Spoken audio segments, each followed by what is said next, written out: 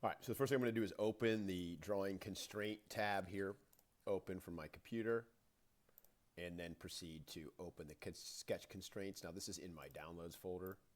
So if I click on my downloads folder, it's right there. Just make sure the file extension reads .f3d.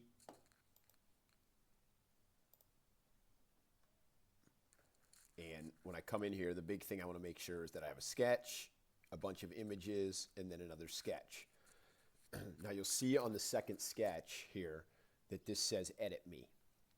So what I want to do is I want to click on that and it's going to orient me. Now what you'll note is there's a bunch of instructions here and then there's an image associated with each of the instructions. Those images correspond with the different sketch constraints. And so what sketch constraints are doing is they're limiting,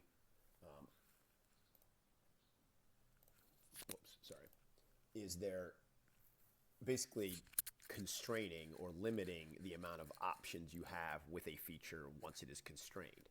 So in this instance, this wants me to make this horizontal and vertical by using the sketch constraint. So undo that real quick. So if I come in here, you see this image, I'm going to use the horizontal vertical constraint and then make those lines horizontal and vertical.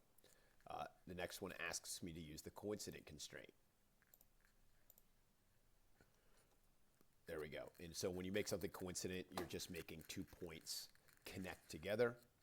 The tangent constraint goes here, then if I select the circle, there we go. It'll make the edges of the circle tangent to the square.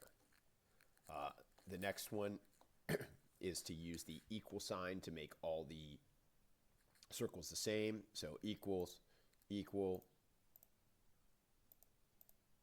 Okay, you have to select one, then the other, but you'll see if I use that, it makes all those shapes the same size, okay? This one wants me to take this rhombus. I think that's a rhombus.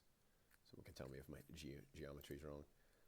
And it wants me to make this into a rectangle using the perpendicular constraint. And you'll see we're kind of working just across in order here. But, okay? And so there, if I use the perpendicular, it makes this line perpendicular, it makes this line perpendicular, and now I have a rectangle. The midpoint constraint then makes that a midpoint, and then you use it a second time actually here to make this into a pyramid.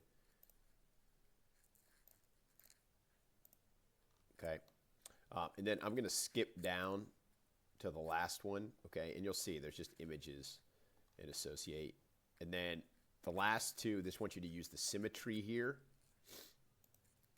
And so if you don't see it up here, you just need to select this drop down to find it. Okay, you'll also note on the symmetry one, there's a 1, a 2, and then a 3. That's the order you should select the lines just to alleviate any frustration. And then lastly, with the curvature constraint, okay, again, it's under this drop down. And so it wants you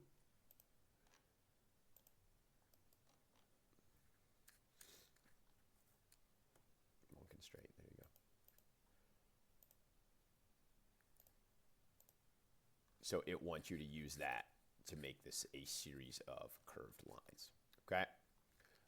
Pretty straightforward, not a real complex assignment, but that's all for 1.3.3.